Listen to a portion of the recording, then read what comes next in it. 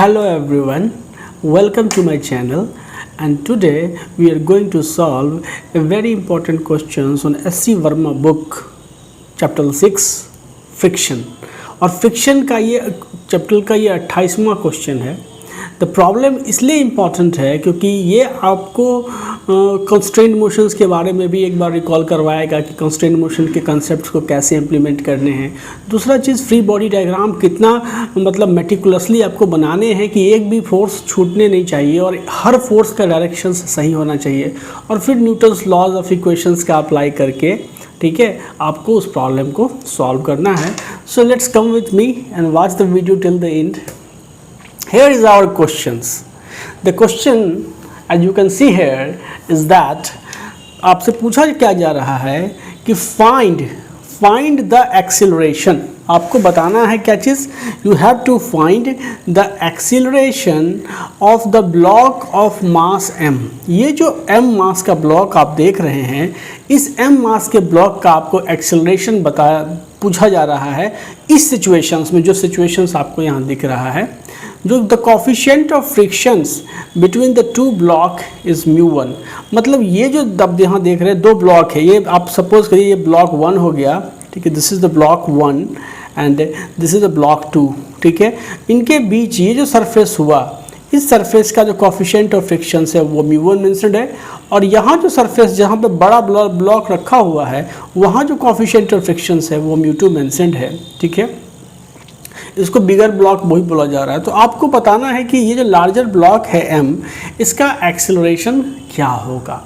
तो देखिए कहीं ना कहीं आप यहाँ देख रहे हैं कि ब्लॉक्स हैं और ब्लॉक्स स्ट्रिंग के थ्रू कनेक्टेड है।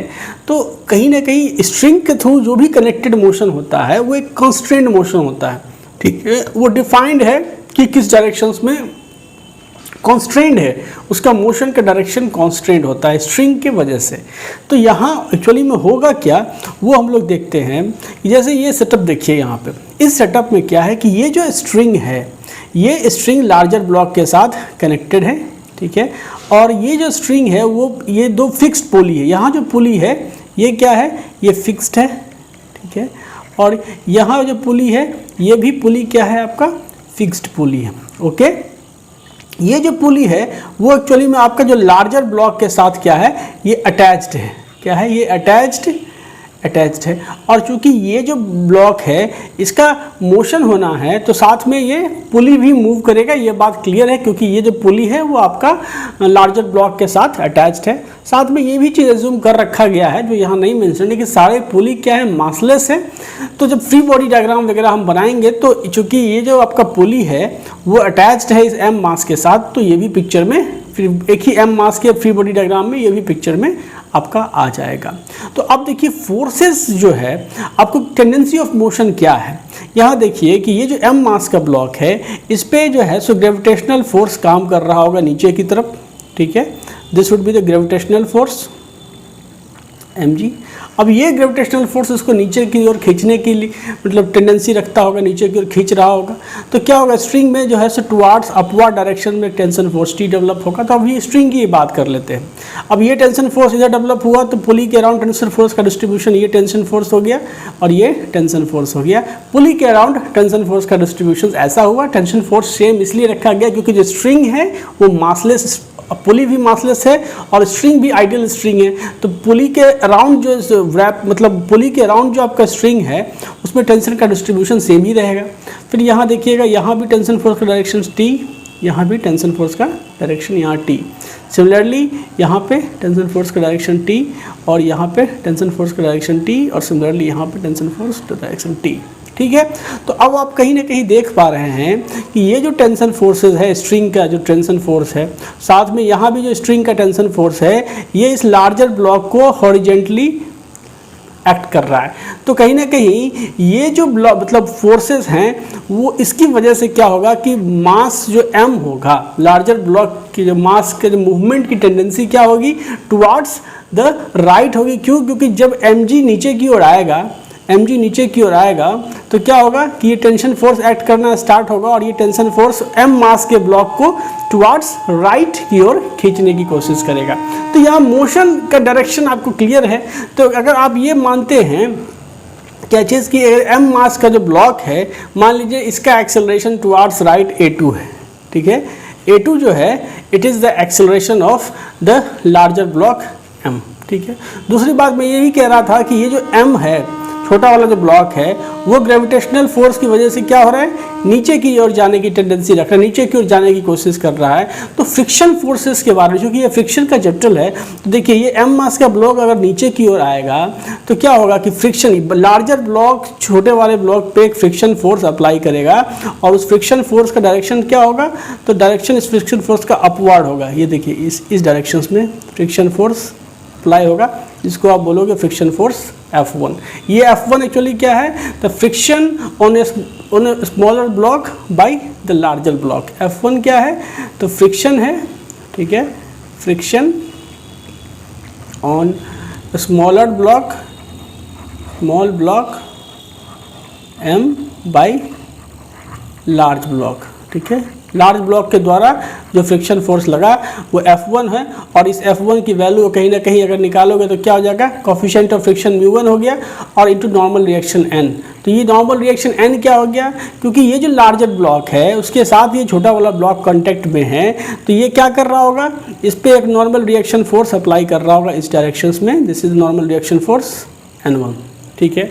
तो अब आप एक चीज़ बताइए कि इस ब्लॉक का सपोज करिए कि नीचे की ओर एक्सेलरेशन हो गया a1, लेकिन अब लार्जर ब्लॉक का एक्सेलरेशन अगर हॉरिजॉन्टल डायरेक्शन में a2 है, तो कहीं ना कहीं ये जो स्मॉलर ब्लॉक है वो लार्जर ब्लॉक के साथ कांटेक्ट में है। तो इसका मतलब क्या है कि जो स्मॉलर ब्लॉक m है उसका भी हॉरिजॉन्टल डायरेक्शंस में एक्सेलरेशन क्या होगा, वही होगा जो कैपिटल M का एक्सेलरेशन है, और वो क्या हो गया a2।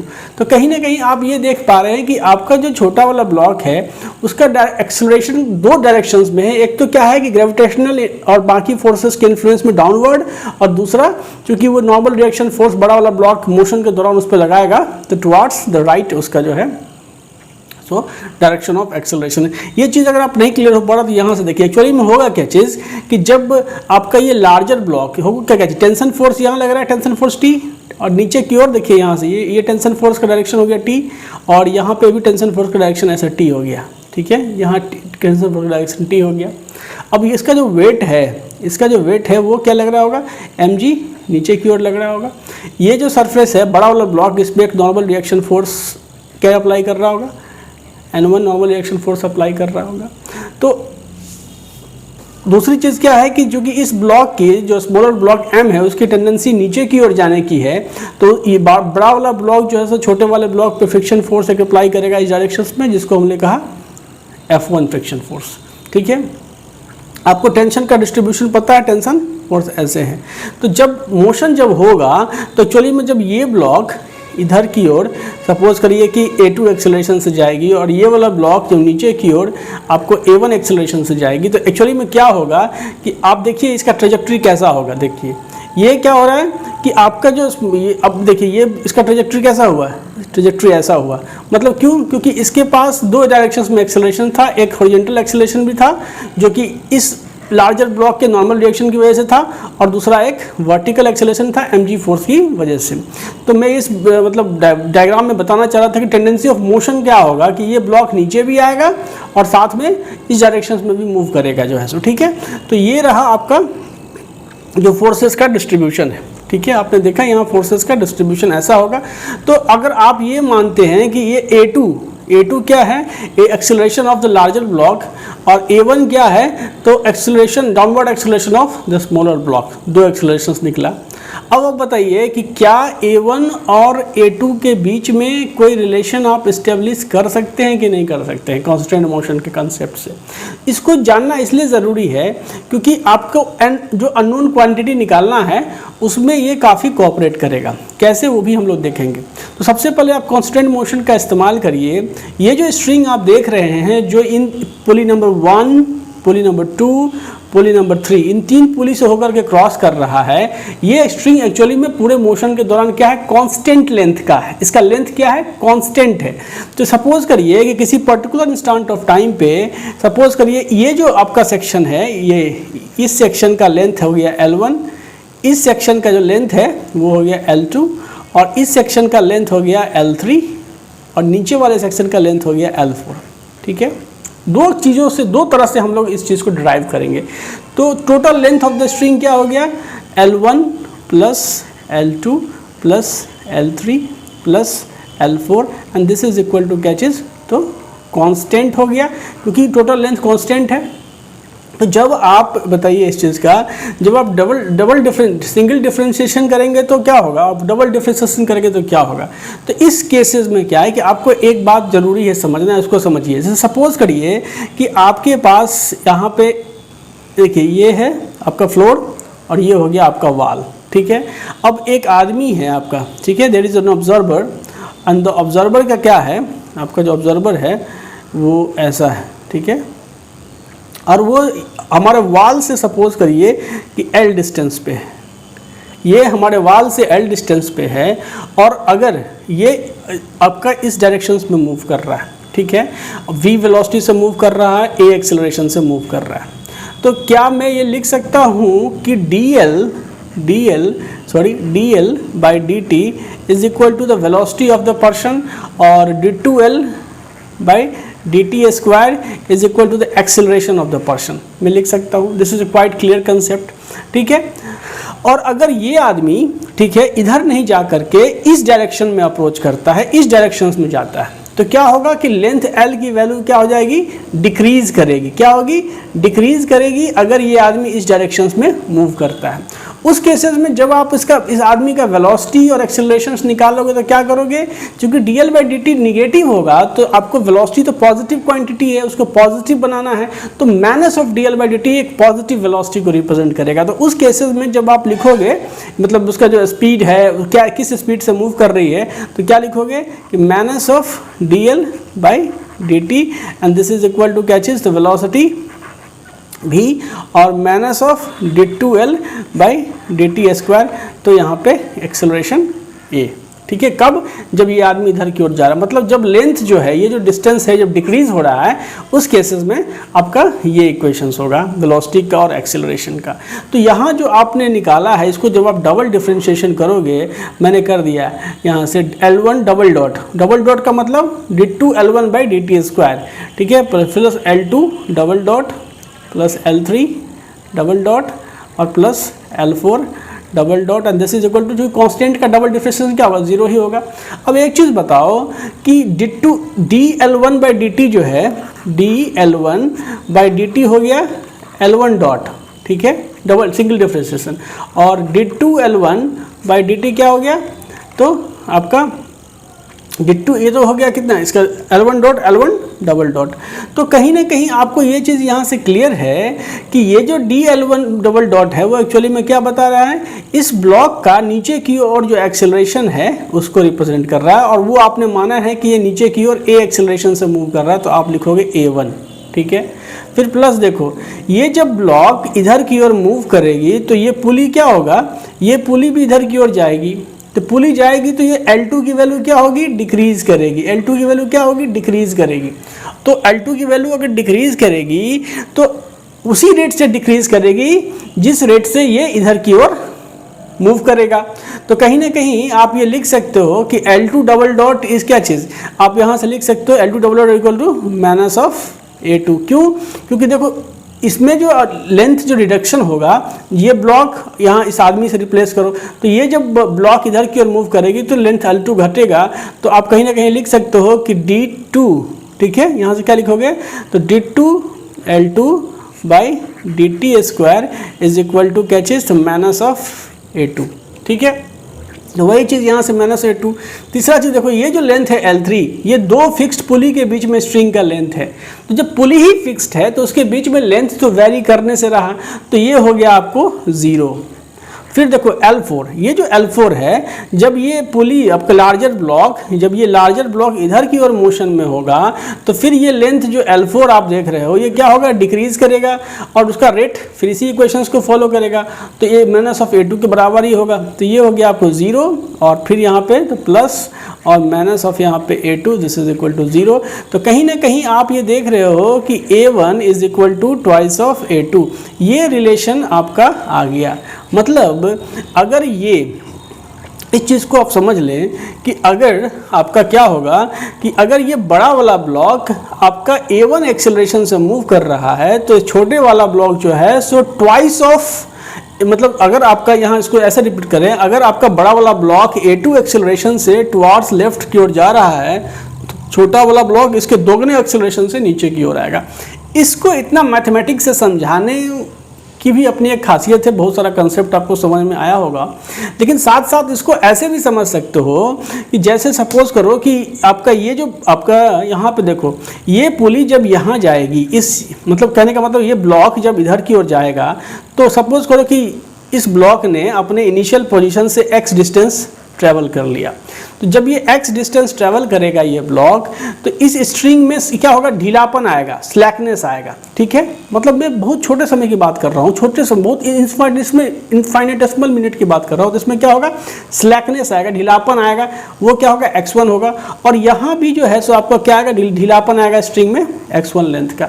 अब ये जो स्लैकनेस आया स्ट्रिंग के लेंथ में, इसको कौन एडजस्ट करेगा, तो ये जो ब्लॉक है आपका m जो इस स्ट्रिंग के साथ अटैच है और ग्रेविटेशनल फोर्स के इन्फ्लुएंस में नीचे जाने की टेंडेंसी रख रहा है, वो क्या करेगा कि इस दोनों स्लैकनेस को नीचे जा करके एडजस्ट कर देगा और फिर से स्ट्रिंग टाइट हो जाएगी। यही होगा प्रैक्टिकली, अगर आप देखें तो होगा क्या चीज, जब ये बड़ा वाला block towards the right move करेगा तो जितना डिस्टेंस वो मूव करेगा राइट, उतना ही स्लैकनेस जो है वो दोनों इस एंड पे भी आएगा और इस एंड पे भी आएगा।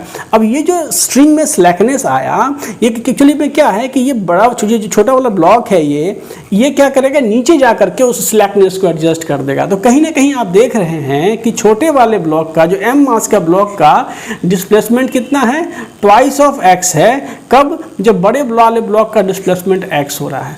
तो इसी से आप अंदाजा लगा सकते हैं कि इनका जो एक्सेलरेशन, अगर आप मानते हैं इसका एक्सेलरेशन सपोज करिए कि a1 है नीचे की ओर और इसका एक्सेलरेशन अगर a2 है, तो आप इसी से अंदाजा लगा सकते हैं कि a1 must be equal to twice of a2।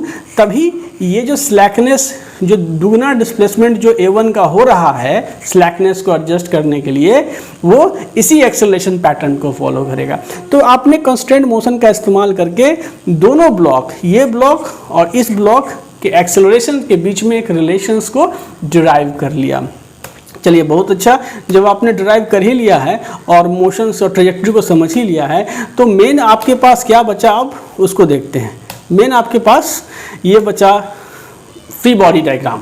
Okay, तो फ्री बॉडी डायग्राम की जहाँ तक बात आती है, क्योंकि न्यूटन्स लॉज अप्लाई करने हैं, मुझे क्या निकालना है, मुझे निकालना है इस बड़े वाले ब्लॉक का जो हॉरिजेंटल डायरेक्शंस में मूवमेंट हो रहा है, वो अगर a2 एक्सेलरेशन से हो रहा है तो ये इस a2 की वैल्यू ही मुझे निकालनी है।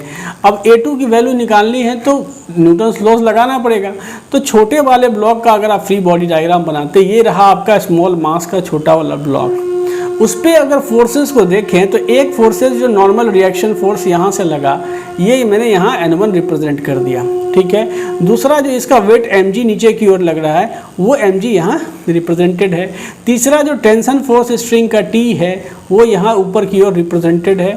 चौथा फोर्स जो ये बड़ा ब्लॉक इस वाले ब्लॉक पे ऊपर की ओर लगा रहा है, ये this is the friction force F1 क्या है, ये यहाँ मेंशन्ड है। तो इसका फ्री बॉडी डायग्राम आपको दिख गया। अब आपको ये भी पता है कि ये जो ब्लॉक है ये हॉरिजेंटल डायरेक्शंस में आपको a2 एक्सेलरेशन से मूव कर रहा है और वर्टिकल डायरेक्शंस में ये आपको a1 एक्सेलरेशन से मूव कर रहा है। साथ में आपने a1 और a2 का रिलेशंस भी निकाल लिया कि a1 जो है is equal to twice of यहाँ से a2, ये भी आपने डिराइव भी कर लिया कांस्टेंट मोशन के कंसेप्ट से। उसी तरह से अब आपको लार्जर ब्लॉक का जो है सो इक्वेशन ऑफ, मतलब आपको फ्री बॉडी डायग्राम बनाना पड़ेगा। तो ये लीजिए आपके पास लार्जर ब्लॉक का फ्री बॉडी डायग्राम जो है सो बनाते हैं। This is the free body diagram of a larger block. अब लार्जर ब्लॉक पे जरा सा ध्यान रखिए क्या क्या फोर्सेस पिक्चर में है। सबसे पहला जो फोर्सेस है इस लार्जर ब्लॉक पे, एक लगेगा वेट mg नीचे की ओर। ठीक है, अब mg नीचे की ओर लगेगा तो ये जो फर्श है वो प्रेस होगा, तो ये भी एक नॉर्मल रिएक्शन फोर्स अप्लाई करेगा इस पे। तो इस नॉर्मल रिएक्शन फोर्स को मैंने n2 यहाँ n2 से रिप्रेजेंट कर दिया। ये mg आप जैसा कि आप यहाँ देख ही रहे हैं। चलिए और फोर्सेस को हम लोग देखने की कोशिश करते हैं। हमारे पास और भी फोर्सेस है यहाँ पिक्चर में। पहला फोर्स देखिए कि इस ब्लॉक की, लार्जर ब्लॉक की टेंडेंसी क्या है, इधर की ओर A2 एक्सेलरेशन से मूव करने की है। टेंडेंसी ऑफ मोशन, क्योंकि फोर्सेस सारे इधर की ओर लग रहे हैं, फोर्सेस सारे इधर की ओर लग रहे हैं, टेंडेंसी ऑफ मोशन इधर की है। तो ये जो सरफेस आप देख रहे हैं, ये जिसको मैं ये जो सरफेस है, ये इस बड़े वाले ब्लॉक पे फ्रिक्शन फोर्स किस डायरेक्शन में अप्लाई करेगा भाई, इस डायरेक्शन में फ्रिक्शन फोर्स F1 अप्लाई करेगा या F2 अप्लाई करेगा। तो ये हो गया friction force F2 applied by the ground surface on the larger block. Clear cut. अब देखिए कि आपने यहाँ देखा कि छोटा वाला ब्लॉक का जाने का टेंडेंसी क्या था, नीचे की ओर था। तो बड़े वाले ब्लॉक में छोटे वाले पर फ्रिक्शन फोर्स F1 ऊपर की ओर अप्लाई किया। तो जब इसने F1 ऊपर की ओर अप्लाई किया तो फ्रिक्शन तो पेयर में डेवलप होगा, तो इस पे भी एक रिएक्शन के तौर पे जो है सो फ्रिक्शन फोर्स अप्लाई होगा। तो इस पे जो फ्रिक्शन, चूंकि इस पे अपवर्ड डायरेक्शन में अप्लाई हुआ है, इसकी टेंडेंसी ऑफ मोशन के अपोजिट डायरेक्शन में, तो इस पे क्या होगा, डाउनवर्ड डायरेक्शन में फ्रिक्शन फोर्स F1 अप्लाई होगा। क्लियर कट है। दूसरा देखिए कि ये जो ब्लॉक है ये इस सरफेस के साथ, जो बड़े वाले ब्लॉक के साथ कांटेक्ट में है। तो जब बड़ा वाला ब्लॉक इस पे N1 लगा रहा है तो ये भी बड़े वाले ब्लॉक को न्यूटन थर्ड लॉ से N1 फोर्स से प्रेस कर रहा होगा। तो ये जो आप देख रहे हैं यहाँ से फोर्स, ये N1 फोर्स से जो प्रेस हो रहा है, ये क्या हुआ, यही ये छोटा वाला ब्लॉक इस पे लगा रहा है। चौथा फोर्स देखिए टेंशन फोर्स T, ये जो स्ट्रिंग है तो स्ट्रिंग का टेंशन फोर्स यहाँ से टेंशन फोर्स T यहाँ पे रिप्रेजेंट कर दिया। तो सारे फोर्सेस फ्री बॉडी डायग्राम में आ गए। दूसरा चीज़ ये भी जान लीजिए कि जो फ्रिक्शन फोर्स F1 है, इस F1 की वैल्यू क्या हो जाएगी, μ1 कोफिशिएंट ऑफ फ्रिक्शन जो इस सरफेस के बीच में था μ1 into normal reaction force N1, और F2 की वैल्यू क्या हो जाएगी, तो μ2 और इंटू यहाँ से N2। क्लियर है, ठीक है। तो अब चलते हैं हम लोग न्यूटन्स लॉज अप्लाई करते हैं दोनों पे।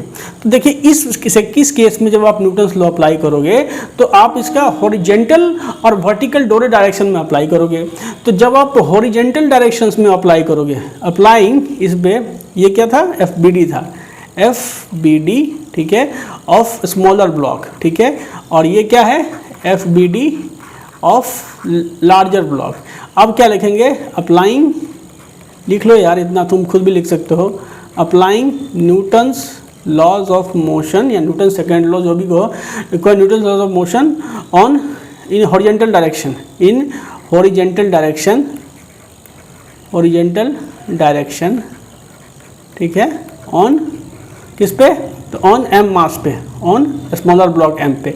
तो क्या इक्वेशन होगा, देखो हॉरिजेंटल डायरेक्शन में एक ही फोर्स लग रहा है N1, और इसी फोर्स की वजह से शायद ये A2 एक्सेलरेशन के साथ मूवमेंट कर रहा है। आप लिख लोगे यहाँ से क्या चीज़ कि N1 is equal to M into acceleration of A2, ठीक है, और तो कोई फोर्सेस था नहीं। तो ये हो गया आपका क्या चीज़, इक्वेशन नंबर 1, ठीक है। अब इसमें हम लोग क्या करेंगे, वर्टिकल डायरेक्शंस में, इस डायरेक्शंस में न्यूटन्स लॉज अप्लाई करेंगे। तो अप्लाइंग न्यूटन्स लॉ लिख लेना यार।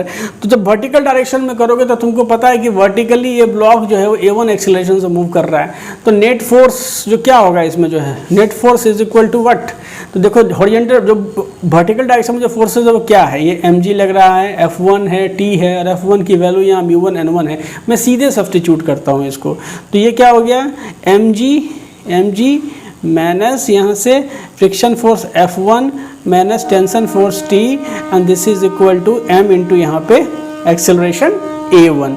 तो अब आप इसको ऐसा भी कर सकते हो कि ये हो गया, अब F1 की वैल्यू सब्स्टिट्यूट कर लो, तो mg माइनस यहाँ से μ1 N1 and minus tension T is equal to M, और इंटू यहाँ पे एक्सेलरेशन A1 है, और A1 का वैल्यू क्या, ट्वाइस ऑफ A2 है, तो यहाँ से निकाल लो ट्वाइस ऑफ A2 सब्स्टिट्यूट कर दो।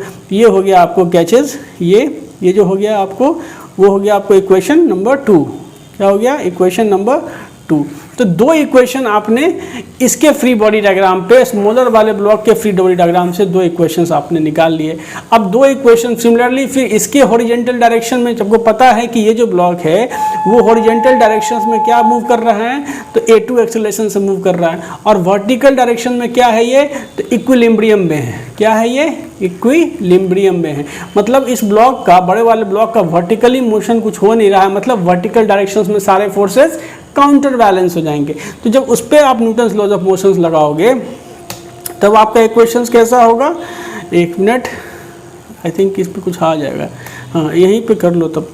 तो वर्टिकल डायरेक्शंस में जब आप न्यूटन्स लॉज ऑफ मोशंस लगाओगे तो उसको मैं सोचता हूँ कि यहीं पे कर लूँ जो है सो, क्योंकि I have consumed all my space here, let me write this है, ठीक है। तो वर्टिकल डायरेक्शंस में हम निकालते हैं। सबसे पहले देखो वर्टिकल डायरेक्शंस को हम लोग यहाँ से करते हैं। इस पे अगर आप तुम वर्टिकल डायरेक्शन में फोर्सेस देखो तो क्या N2 है अपवार्ड है, mg डाउनवर्ड है, टेंशन फोर्स T डाउनवर्ड है, F1 डाउनवर्ड है, ठीक है। तो तुम क्या लिखोगे यहाँ से कि N2 जो है normal reaction force N2, sorry normal reaction force N2 and this is equal to क्या चीज़, तो दिस इज इक्वल टू जो डाउनवर्ड फोर्सेस जो है mg plus friction force F1 की वैल्यू डाल दो μ1 N1, ठीक है, और प्लस टेंशन फोर्स कितने लग रहे हैं, एक टेंशन फोर्स जो नीचे की ओर लग रहा है इस स्ट्रिंग के द्वारा, so plus tension force T, ठीक है। तो ये हो गया इक्वेशन नंबर आपका 3, ठीक है। दूसरा चीज़ देखो, ये तो था वर्टिकल डायरेक्शंस में जब आपने न्यूटन्स लॉ अप्लाई किया। अब देखो यहाँ से कि हॉरिजेंटल डायरेक्शंस में, तो हॉरिजेंटल डायरेक्शन में आपको पता है कि A2 एक्सेलरेशन के साथ मूव कर रहा है, तो सिंपली जो आपको नेट फोर्सेस निकालो हॉरिजेंटल डायरेक्शन में, तो हॉरिजेंटल डायरेक्शन में देखो टेंशन फोर्स T एक यहाँ लग रहा है, एक टेंशन फोर्स T यहाँ लग रहा है, तो ट्वाइस ऑफ T हो गया इसको ड्राइविंग फोर्स जो इसको हॉरिजेंटली मूव करवा रहा है उधर की ओर, तो ये हो गया ट्वाइस ऑफ T। अब देखो अपोजिट डायरेक्शन में कौन कौन से फोर्स लग रहे हैं, एक तो फ्रिक्शन फोर्स F2 लग रहा है जो कि μ2 N2 के बराबर है, यहाँ से तो μ2, यहाँ से नॉर्मल रिएक्शन फोर्स N2। दूसरा देखो नॉर्मल रिएक्शन फोर्स N1 लग रहा है तो माइनस ऑफ यहाँ पे N1। तीसरा फोर्स क्या लग रहा है आपको, आई थिंक ये एक तो फ्रिक्शन फोर्स F2 लग रहा है, ठीक है, और एक यहाँ पे नॉर्मल रिएक्शन फोर्स N1 लग रहा है, और तो कोई फोर्सेस नहीं है। हाँ चले, हाँ इसमें एक था आपका horizontal F2 friction force F2 आप लिख लिए, दिस इज इक्वल टू क्या चीज़, तो बड़ा वाले मास m और इनटू एक्सेलरेशन A2। तो ये हो गया मिलके आपका 4 इक्वेशन। अब देखो यहाँ से 4 इक्वेशंस हैं और अननोन कितने हैं मेरे पास, तो एक अननोन हो गया नॉर्मल रिएक्शन फोर्स N1, दूसरा अननोन हो गया नॉर्मल रिएक्शन फोर्स N2, तीसरा अननोन हो गया टेंशन फोर्स T, और चौथा अननोन हो गया A2। तो जब मैं इन चारों इक्वेशन से उसको सॉल्व करने की कोशिश करूंगा तो यहाँ से मुझे A2 की वैल्यू क्या आ जाएगी, फिगर आउट हो जाएगी, और वो A2 ही जो है सो आपसे लार्जर ब्लॉक का एक्सेलरेशन होगा। तो इस कैलकुलेशंस को मैंने यहाँ नेक्स्ट पेज पे किया, जरा देखिएगा क्या हुआ कि हमारे पास ये 4 इक्वेशंस आए, ठीक है, जो मैंने पिछले में डिराइव कर रखा है। पहला इक्वेशन, ये दोनों इक्वेशंस कहाँ से आए हैं, जब आपने स्मॉलर ब्लॉक के FBD से आए हैं, स्मॉलर ब्लॉक FBD से ये दोनों इक्वेशंस आए। ये जो इक्वेशंस है वो क्या है, हॉरिजेंटल डायरेक्शन में मोशन का है, हॉरिजेंटल डायरेक्शन में है, डायरेक्शन में जब है कि डायनेमिक्स को डिस्क्राइब कर रहा है, और ये जो है ये एक्चुअली में वर्टिकल डायरेक्शंस के डायनेमिक्स को डिस्क्राइब कर रहा है। ये क्या है, स्मॉलर ब्लॉक का FBD है, और ये दोनों इक्वेशंस क्या है, ये लार्जर ब्लॉक के FBD से निकला है, लार्जर ब्लॉक के FBD से निकला है। इसमें ये जो इक्वेशंस देख रहे हैं ये फिर आपको हॉरिजेंटल डायरेक्शंस में डायनेमिक्स को लार्जर ब्लॉक के डायनेमिक्स को डिस्क्राइब कर रहा है, ये हॉरिजॉन्टल डायरेक्शन में, और ये जो देख रहे हैं N2 इक्वल टू दिस, ये वर्टिकल डायरेक्शन में लार्जर ब्लॉक के डायनेमिक्स को डिस्क्राइब कर रहा है, ठीक है। तो अब 4 इक्वेशंस आपके पास है, 4 अननोन है, A2 की वैल्यू निकालनी है, ठीक है। तो क्या होगा इसमें, आप सिंपली यूज करेंगे putting the values of N1 from equation 1 to 2। यहाँ जो आपका N1 का वैल्यू है, इस N1 के वैल्यू को उठाओ और सीधे इसमें डाल दो, ठीक है। जैसे डालोगे आपके पास क्या आया, यहाँ mg का mg रह गया, ये μ1 m इंटू A2, क्योंकि तुमने N1 की वैल्यू जो है सो m इंटू A2 डाल दी, तो ये m इंटू A2 हो गया, minus tension T is equal to twice m into A2, जैसा था वैसा ही रहा। इस इक्वेशन को जब तुमने सॉल्व किया तो यहाँ से टेंशन फोर्स T की वैल्यू आ गई mg, ठीक है, माइनस μ1 प्लस 2 m2। तो ये हो गया इक्वेशन नंबर 5। इससे तुमने टेंशन फोर्स निकाल लिया, ठीक है, और किस टर्म्स में निकाला, तो एक अननोन A2 के टर्म्स में निकाला, ठीक है। अब ये जब तुमने कर लिया तो नेक्स्ट देखो 3 और 4 को कंसीडर करो। इसमें मैं क्या कर रहा हूँ कि इक्वेशन 3 जो आपका है, ये इस इक्वेशन के साथ मैं क्या कर रहा हूँ, इक्वेशन 4 को ऐड कर रहा हूँ μ2 से मल्टीप्लाई करने के बाद, ठीक है। तो जब आप ऐसा करोगे multiplying 4 by μ2 and adding it to the equations 1, तो आपका क्या होगा कि ये जो μ2 n2 हो जाएगा और ये μ2 n2 इसके साथ कैंसिल आउट हो जाएगा। तो क्या हुआ उसको देखो, यहाँ से μ2 n2 कैंसिल आउट हो गया, तो आपके पास ये इक्वेशन बचा। अब जब आपके पास ये इक्वेशंस आया तो इस इक्वेशंस में फिर आपने क्या किया कि ये n1 जो था, ये n1 का वैल्यू आपको पता है इक्वेशन 1 में n1 equal to m into a2, ठीक है, और टेंशन फोर्स T की वैल्यू भी आपने पहले ही निकाल रखी है, इन दोनों वैल्यू को सब्स्टिट्यूट कर दिया। तो putting the values of n1 from equation 1 and T from the equation 6 in above equation जो है, सो जैसे इसकी वैल्यू को सब्स्टिट्यूट करोगे मात्र एक इक्वेशन बचा जो कि a2 के टर्म्स में बचा, ठीक है, जो इक्वेशन क्या हुआ a2 के टर्म्स में बचा। अब जब a2 के सारा देखिए इसमें एक ही n1 बच गया, वो क्या है a2 बचा, मतलब a2 को निकालना है, ठीक है।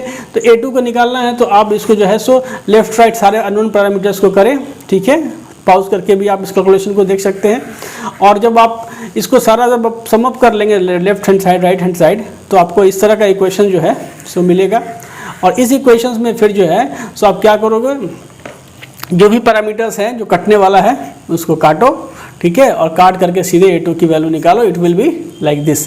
अब इस वीडियो में मैंने इतना कैलकुलेशन नहीं किया क्योंकि मुझे ये वीडियो छोटी बनानी थी, ठीक है, although I have practised it, और उसके बाद ही मैंने इसमें जो है सो उसको कट कॉपी पेस्ट किया था। तो आई होप कि अब आप इस सवाल को देख करके मतलब अपने नॉलेज को बढ़ा सकते हैं। इसमें जो बहुत इंपॉर्टेंट बात ये थी कि आपको फ्री बॉडी डायग्राम अच्छी तरह से बनाना आना चाहिए, और उसके लिए आपको सारे फोर्सेस तो पता ही है, फ्रिक्शन फोर्सेस पे ज़्यादा ध्यान देना है, क्योंकि फ्रिक्शन फोर्स का डायरेक्शन टेंडेंसी ऑफ मोशन पे डिसाइड होता है। तो उसी बेसिस पे हमने जो है सो इसमें फोर्सेस को पिक्चर में लाया, और जो अननोन निकालना था वो न्यूटन्स लॉ लगा करके हमने निकाल लिए। So thank you very much, ठीक है, थैंक्स फॉर वॉचिंग।